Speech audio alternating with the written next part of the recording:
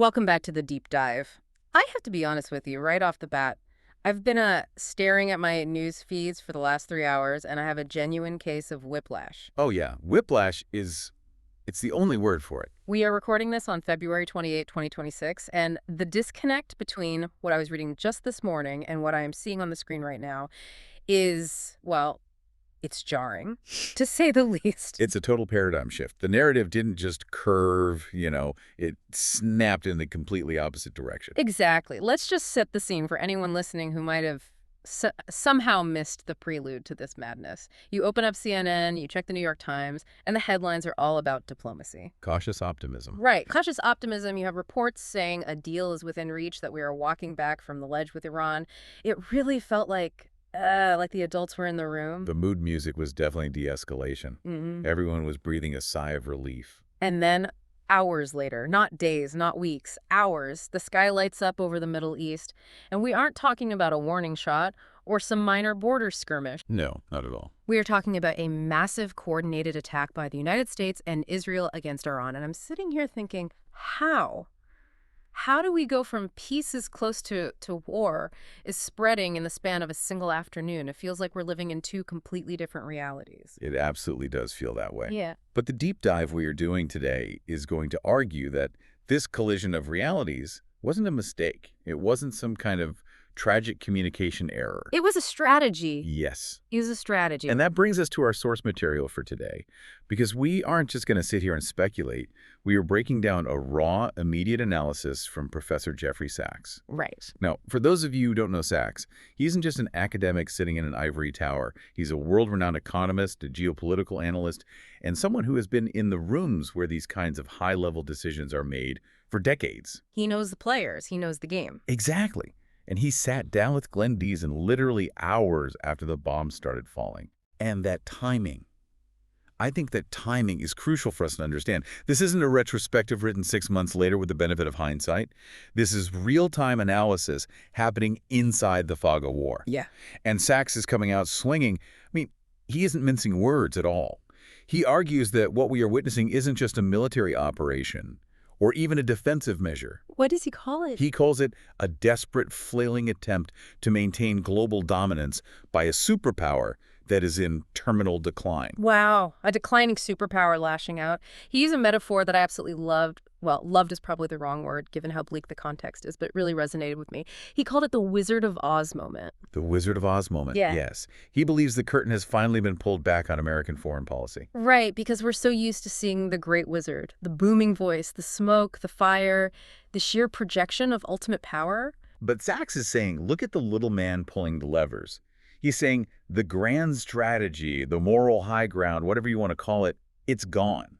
And what's left is just raw, reckless aggression. So our mission today is to do exactly that for you. We need to look behind the curtain.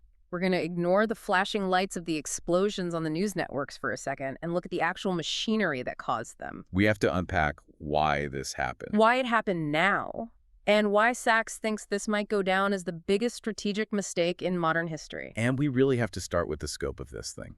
Because I think people hear the phrase attack on Iran, and they immediately think of a targeted strike. Right, like taking out a single nuclear facility or a specific military base. Exactly. But Sachs points out that the retaliation, because Iran is already retaliating now, is painting a much darker, much wider picture. It's not just a localized exchange. This isn't two boxers creating jags in the center of the ring. No, the ring itself is on fire.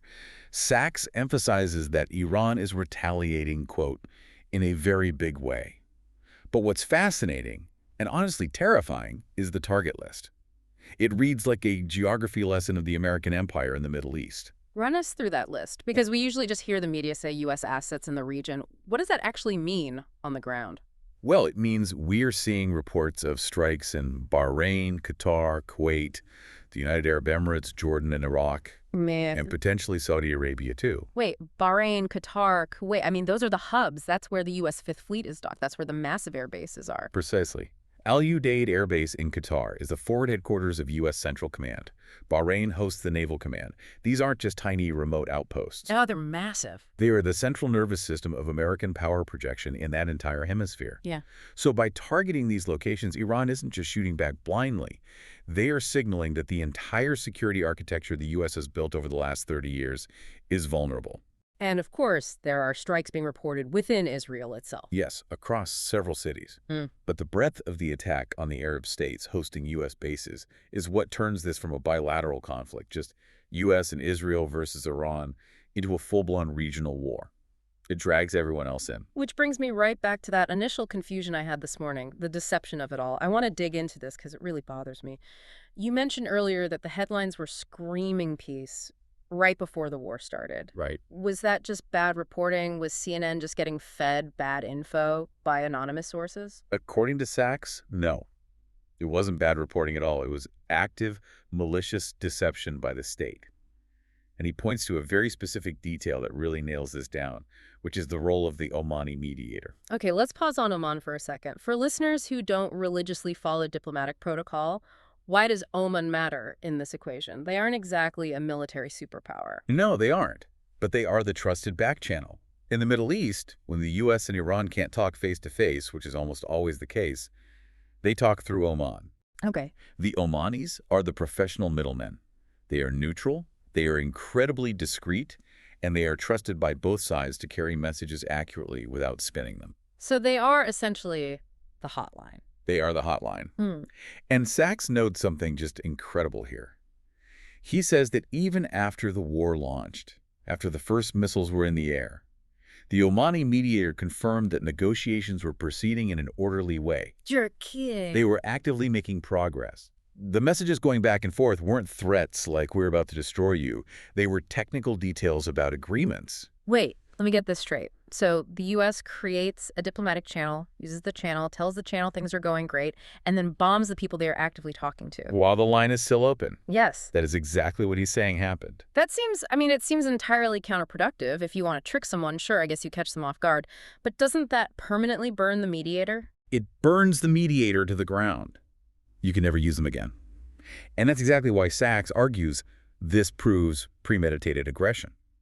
You don't treat a vital diplomatic channel that way if you have any intention of actually using it for peace in the future. Right. You only do that if the diplomacy itself is a facade, a cover story to keep the other side relaxed while you load the bombers. So the core argument is that the U.S. and Israel never actually wanted the deal. Exactly. Sachs argues that the diplomatic path was wide open. The Iranians were at the table. In fact, he mentions they had essentially agreed to most of these arrangements years ago, referencing the original JCPOA and the subsequent talks. The deal was sitting right there for the taking. But the U.S. chose the warpath intentionally. It's the classic "we tried defense." Right. We tried diplomacy, but alas, they gave us no choice. But Sachs is calling that out as a lie. A total lie. He says there was no imminent threat. There was no ticking clock that forced this attack to happen today, of all days. They chose to strike because peace was breaking out, not in spite of it. That is a deeply chilling thought. It implies that peace was actually the threat they were trying to avoid. That's a very powerful way to put it. And to understand why peace would be viewed as a threat by these actors, we have to look at the underlying objectives. Yeah, the why. Exactly. Why do this?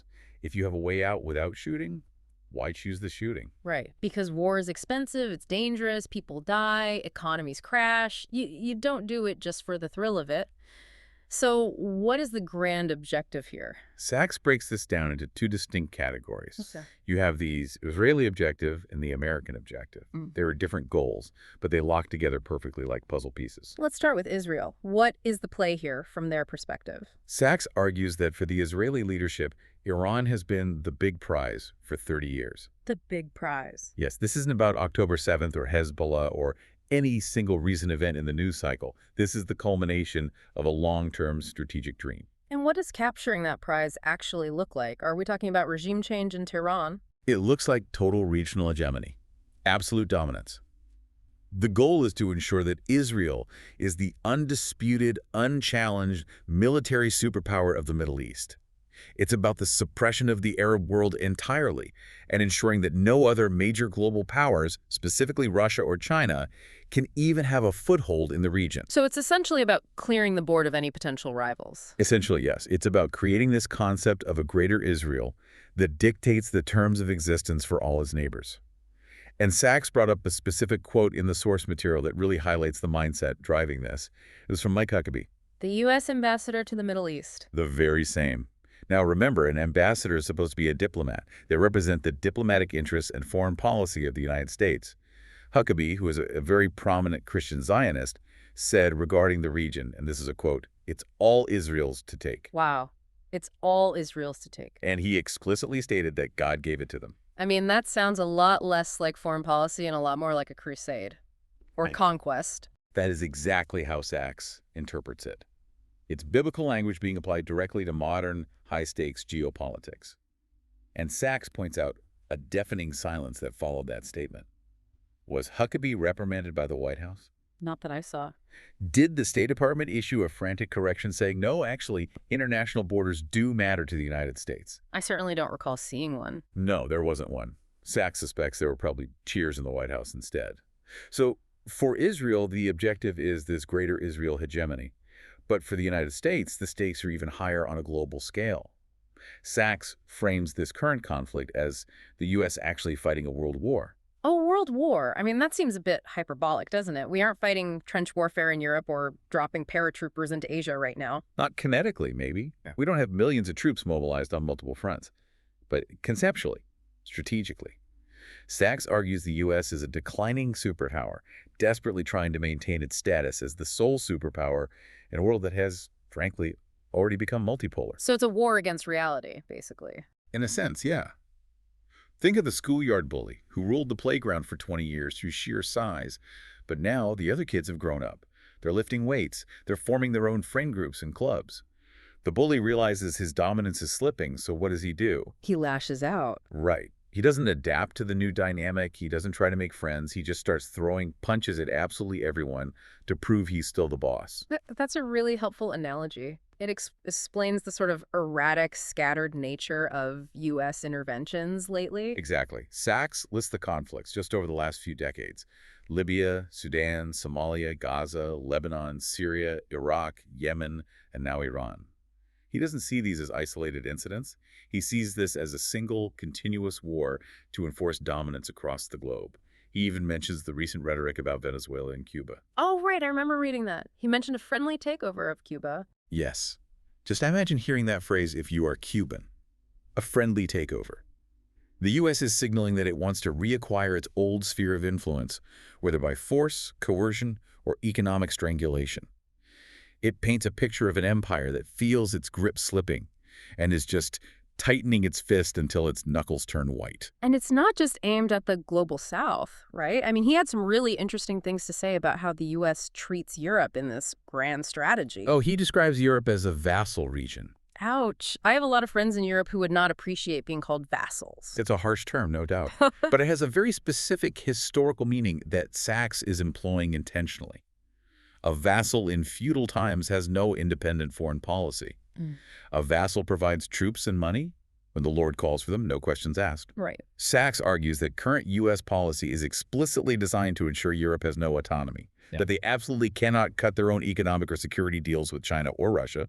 They must remain securely locked into the U.S. orbit, dependent and compliant. So if I'm tracking this correctly, we have Israel wanting to completely run the Middle East and the U.S. wanting to run the entire world. And they are locked together in this operation. Sachs used a phrase about ownership that I want to touch on here. He said, Israel owns Washington. He did, and he was very literal about it. He claims that due to the immense power of the political lobby, Israel effectively directs U.S. policy in the region. But I think the most important part of Sachs's critique here isn't just who is driving the car, but how they are driving it. He calls the whole approach recklessness and delusion. Recklessness and delusion. Break that down for us. Why those two words specifically? It's reckless because they are trying to enforce this unipolar dominance in a world that has fundamentally moved on. The U.S. represents roughly 4% of the world's population today. Sachs asks the obvious question, how can 4% run the other 96%? The math just doesn't work. It doesn't. You can't sustain it. And trying to force that math to work through sheer violence and coercion is the definition of delusion. It's believing in a world order that simply no longer exists. And that leads us perfectly back to that Wizard of Oz metaphor from the beginning. Because if this entire strategy is a delusion, at some point the illusion has to break. People are going to see through it. Exactly. And Sachs argues that for anyone actually paying attention, the curtain has already been pulled back. The great wizard is just an old man sweating behind a curtain with a megaphone. I always love that scene in the movie. The wizard is terrifying, booming voice, fire, smoke everywhere, and then little Toto pulls the curtain back, and it's just this normal guy frantically pulling levers and shouting into a microphone. Sachs is saying the U.S. propaganda machine is that old man. But there's a dark twist in 2026. In the movie, the wizard is embarrassed when he gets caught. He apologizes. In our reality, the U.S. doesn't even care if you see the man behind the curtain anymore. The propaganda has become completely brazen. He gave a really specific example of this brazenness regarding economic warfare, didn't he? Because before the bombs dropped today, there was a massive economic attack that laid the groundwork. Right. And this is critical context for you listeners to understand. We often think war starts with the first missile strike. Sachs argues the war actually started long ago with the banks and the sanctions. He cited what he calls a thug-like admission by the U.S. Treasury Secretary regarding the policy toward Iran over the previous year. Thug-like is incredibly strong language to describe a Treasury Secretary. What exactly did they say to warrant that? The Secretary explained, almost proudly, that the U.S. strategy was maximal pressure. And he detailed exactly what that meant. It wasn't just targeted sanctions on political leaders or generals. It was a policy explicitly designed to collapse the national currency, cause widespread bank failures, and create artificial dollar shortages for the entire civilian population. So intentionally destroying the life savings of regular working-class people. Yes, that was the stated goal. And the logic behind it, to make the average person suffer so deeply, to make them so desperate and hungry that they hit the streets in protest against their own government. Let me process that. So you starve the people intentionally, they riot because they literally can't feed their families, and then you point the cameras at them and say, look, they want freedom, they're rejecting the regime. Precisely. Sachs says the secretary basically admitted on the record, it worked. Banks failed, people suffered, they came out on the streets. And then the U.S. narrative machine spins that misery that was manufactured in Washington as a localized, organic cry for democracy. Sachs argues this was a clear, openly admitted regime change operation. It's the admitted part that really gets me. Usually, you have to wait 30 years for the CIA declassified documents to come out before a government admits they tanked a sovereign country's economy on purpose. And that is the Wizard of Oz moment in a nutshell, the absolute brazenness of it. Sachs contrasts this with the old CIA operations during the Cold War. Look at 1953, for example. When the U.S. overthrew the democratically elected government in Iran Operation Ajax, it was entirely covert. They hid it. They hid it well. They hired mobsters, they bribed newspaper editors, they orchestrated protest, but they hid their hand. It had a moral veneer, or at least the pretense of being an organic domestic issue. And now it's completely out in the open. It's violent, it's repulsive, to use his exact word, and it's transparent. They don't even care if we believe the lie anymore. They just need the lie to exist on a piece of paper somewhere to justify the defense budget. That's a terrifying shift in global politics. It suggests they've completely stopped trying to win hearts and minds and are just relying purely on brute force. But this brings up a huge question about what is happening inside the U.S. If the foreign policy is this reckless, this brazen who is actually signing off on it. This is where Sachs pivots from being just a geopolitical analyst to a fierce political critic. And he goes hard. He describes the U.S. currently as a non-constitutional regime. Whoa, a non-constitutional regime. That is a remarkably heavy label to stick on the so-called leader of the free world. That sounds like something you call a military dictatorship. It does. But hear him out on the logic of it. He argues the country is functionally ruled by a small gang. He specifically names Trump and his inner circle in this context, and his primary evidence is the war we are watching unfold today. Let me ask you, who declares war in the United States according to the law? The Constitution says Congress declares war. It's right there in Article 1, Section 8. Exactly. But was there a debate in Congress this week? Was there a formal vote? Did the elected representatives of the American people authorize this massive multi-country attack on Iran? Yeah, it just happened in the middle of the night. And Sachs argues that makes it an illegal war, fundamentally. It's a war declared by one person acting unilaterally. He says Trump wants to be gangster number one in a world of gangsters. It's a complete departure from the rule of law into the raw rule of force. It's the mob boss approach to international relations. But hold on, let me play devil's advocate here for a second. Congress hasn't formally declared war since World War II, right? Korea, Vietnam, Iraq, Afghanistan, those were all police actions or authorizations for the use of military force. Is this really a new phenomenon? That's a very fair point, and constitutional scholars debate that endlessly. But Sachs would argue that the scale, the suddenness, and the brazenness here are what make it different. And more importantly, he asks the deeper question, why does Congress consistently let it happen? Why are there no checks and balances anymore? Yeah, why aren't they stopping this? If it's illegal, where are the emergency hearings? Where are the subpoenas? Sachs argues the power structure in Washington has been completely captured. And he points the finger directly at the lobbying groups, specifically the Zionist lobby in this particular case. He didn't mince words there either. He said Congress is owned and operated. Owned and operated. Now, we have to be careful and precise here. Lobbies are a perfectly legal, embedded part of the U.S. political system. Big Pharma have a massive lobby, the NRA have a lobby, the tech industry have a lobby. But Sachs argues this foreign policy lobby is different because of the brutal mechanism of its enforcement. How so? What's the mechanism? He explains it quite simply. It's fear and funding. If a congressperson deviates from the lobby's established line on Israel or Iran, they face immediate retribution. They get vilified in the national press. They face incredibly well-funded primary opponents who suddenly have millions of dollars to run attack ads against them in their home districts. Basically, it's career suicide to speak out.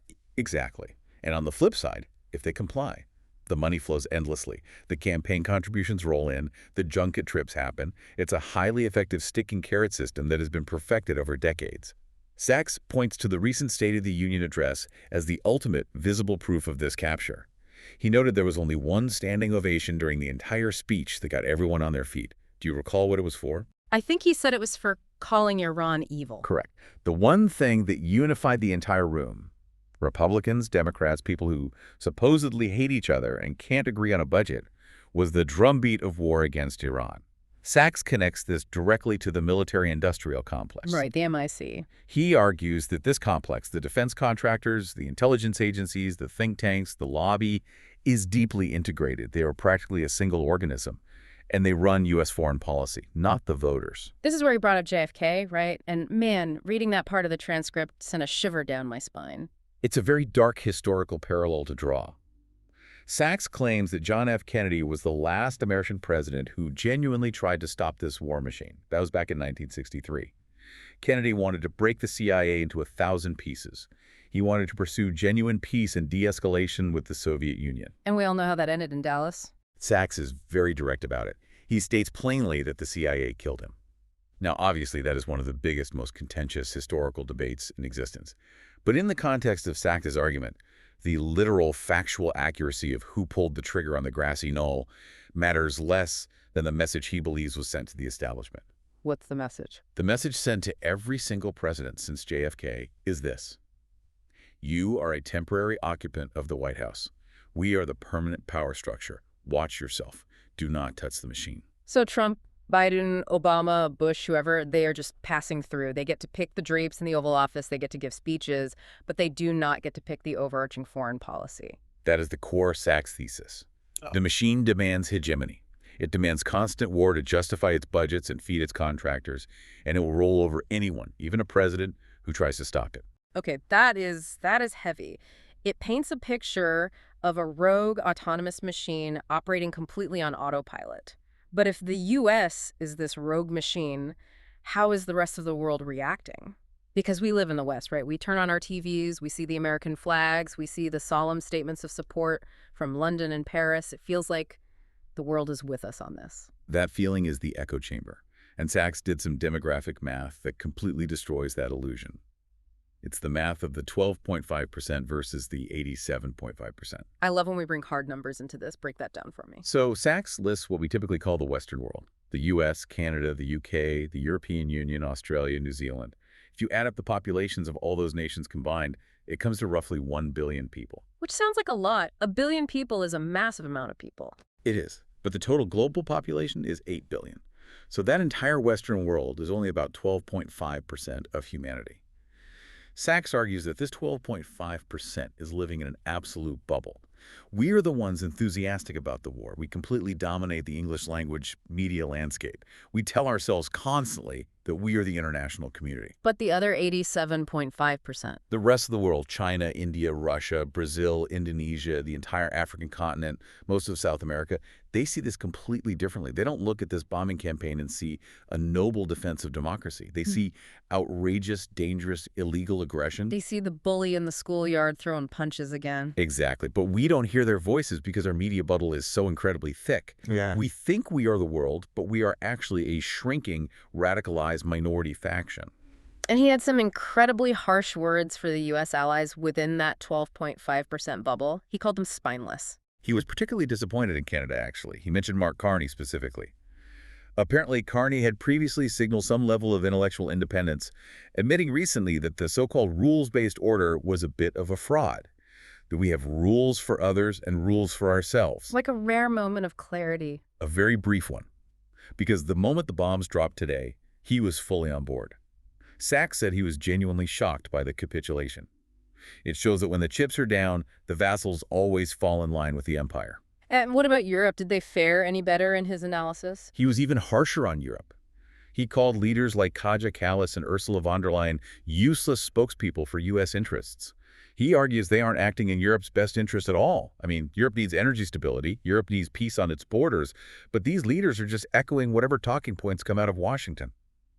He even went so far as to describe Kaja Kallas's rhetoric as almost fascistic. Wow, fascistic. That is not a term you throw around lightly in geopolitical analysis. No, it's not. But he sees the constant vitriolic demonization of Russians and Iranians coming from European leaders as a dangerous throwback to a very dark time in European history. It's the rhetoric of dehumanization. But why? Why is this 12.5% so ready to jump into war against Iran? Why is it so incredibly easy to convince a guy sitting at a pub in London or a coffee shop in Toronto that we need to bomb Tehran? Sachs hinted at something much deeper than just modern politics. He talked about deep cultural roots. He did. This was a fascinating detour into ancient history. He suggests there is a deep-seated, almost subconscious, anti-Muslim and anti-Iran hatred embedded in the white world. He traces it back potentially as far as Herodotus and the Greco-Persian Wars. Ancient Greece. Wait, we're blaming a 2026 bombing campaign on the Battle of Thermopylae. In a psychological way, yes. Think about the cultural touchstones we have. Think about the movie 300. Who were the heroes in that story? The muscular, rational, free Westerners defending democracy. And who were the villains? The grotesque, mystical, slavish Persian hordes.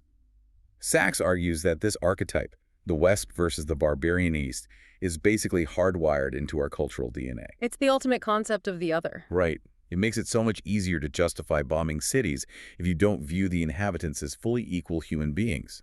If you view them as hordes or irrational religious fanatics rather than normal people with families and jobs, it greases the wheels of war. That makes a terrifying amount of sense. And he also notes the silence of the Arab leaders in the region. He called them supine. Supine.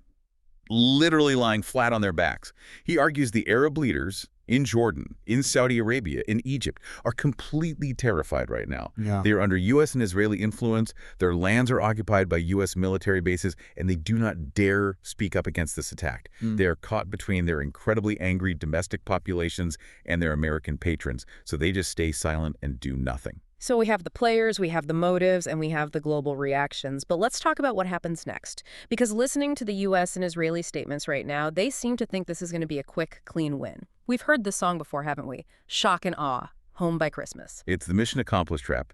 Sachs predicts that in the next 38 hours, and remember, we are in the very immediate aftermath right now, Trump is going to step up to a podium and declare a massive historic success. He'll say the bad guys are gone, we destroyed their nuclear capabilities, we won, it's over. But Sachs says, not so fast. He points to the historical track record. And this is where the expert part of his analysis really shines through. Look at Libya in 2011. NATO bombed them, declared a glorious victory. We killed Gaddafi. Hooray for democracy. What is Libya today? It's a disaster zone. They're still in a brutal civil war 15 years later. Look at Sudan. Look at Afghanistan. 20 years of supposedly winning every single tactical battle, only to lose the entire war in a single weekend. Look at Iraq. It's a very clear pattern of breaking things without having any clue how to fix them. Exactly. And Sachs argues that Iran is a practical impossibility for regime change. It simply cannot be done. Why is Iran different? Why can't we just roll in and do what we did in Iraq in 2003? It comes down to scale and history. First, the scale. Iran is a country of nearly 100 million people. It is massive, it is heavily mountainous, it is geographically fortified. Second, the history. This is a 5,000-year-old continuous civilization. It has a national identity that is incredibly cohesive and strong. It is not some fragile artificial state with lines drawn by a British colonial officer that you can just knock over with a stiff breeze. And crucially, there are no boots on the ground. Right. This is entirely an air and missile war. Sachs asks the basic logistical question: how do you run a hostile country of 100 million people from thousands of miles away using only airstrikes? You can't. You could break bridges, you can destroy power plants, you can kill people, but you absolutely cannot govern. But isn't the plan to just install a friendly new government, a new Shah, so to speak? Yeah, that's the fantasy they sell in Washington. Sachs calls the idea that the U.S. can just install a puppet regime today, like they did back in 1953, a complete delusion. He says the probability of that working is exactly zero. Zero? That's a very confident number. He believes the Iran civil society, even the people who hate their current government, will never accept an American puppet. The very moment a new leader lands in Tehran on an American military transport plane, they are completely illegitimate in the eyes of the public. So the U.S. has, to use his exact words, stepped in shit. He really said that on the He record. did. He was extremely blunt. He means we are stuck. It's a messy, sticky, disastrous situation that they cannot easily walk away from now that they started it. It will kill many, many people. He actually mentioned a horrific early report of 40 schoolgirls already killed in a bombing outside Tehran today. But it will achieve zero strategic objectives. So massive pain without any strategic purpose. That's the very definition of a tragedy. And honestly, that's the best-case scenario. The quagmire scenario is the good outcome here. The worst-case scenario is what Sachs discusses in the danger section of his analysis, because he says the fuse is lit. Meaning this isn't just a 12-day war that burns itself out. This is a chain reaction. Correct. We are dealing with a region that is already a powder keg. We are already seeing global instability spike. Pakistan, which is a nuclear power, is in open border war with Afghanistan right now, a conflict where Sachs strongly suspects a covert U.S. role. We have Venezuela and Cuba in the crosshairs. Israel itself is teetering near a domestic civil war. And the U.S. is hardly a picture of stability right now either. Exactly. Trump is highly unpopular with half the country. The nation is completely polarized. Sachs even mentioned the potential for election subversion in November, with talk of the administration nationalizing the elections under the guise of wartime security. So you have massive instability literally everywhere you look. And then there's the big one, the ultimate danger, the N-word, nuclear. God help us if it turns nuclear. That was his direct quote. He sees it as a very distinct, realistic possibility now. How do we even get there? Who pushes that button? Desperation. When you are flailing, when you are an empire desperate to maintain hegemony and you start losing a conventional conflict, what do you reach for? If Iran retaliates highly effectively, if an American aircraft carrier actually sinks in the Gulf, if Israel faces a true existential threat from a coordinated regional ground assault, the normal red lines disappear very quickly. That is the nightmare scenario keeping analysts awake tonight. That is a deeply terrifying thought. But he also gave us a historical anchor to contextualize this decline. He compared this current moment to the end of the British Empire. Yes, the Joseph Chamberlain parallel. I think this is so incredibly important for historical perspective. In 1897, during Queen Victoria's Diamond Jubilee, the British politician Joseph Chamberlain gave a speech basically claiming Britain would dominate the globe forever, as far as the eye can see. Right. They owned the world. The sun never set on the British Empire. 50 years later, the empire was entirely gone, bankrupt from 2 world wars, dismantled. Sachs believes this current conflict is the endgame for U.S. hegemony. The U.S. simply lacks the underlying economic, technological, and military dominance required to run the entire world anymore. Because 4% cannot run the world forever. Exactly. The math always wins in the end. And he predicts this could also lead to the end of Israel, as it currently exists within 10 to 20 years. He argues that maintaining this extreme level of violence is simply unsustainable. You cannot live by the sword forever in a region where you are massively outnumbered and actively isolating yourself from the global majority. So, to summarize the prognosis, it's failure. Strategic failure, massive human suffering, and the potential acceleration of the very imperial decline they are trying so desperately to stop. That is the ultimate paradox of hegemony.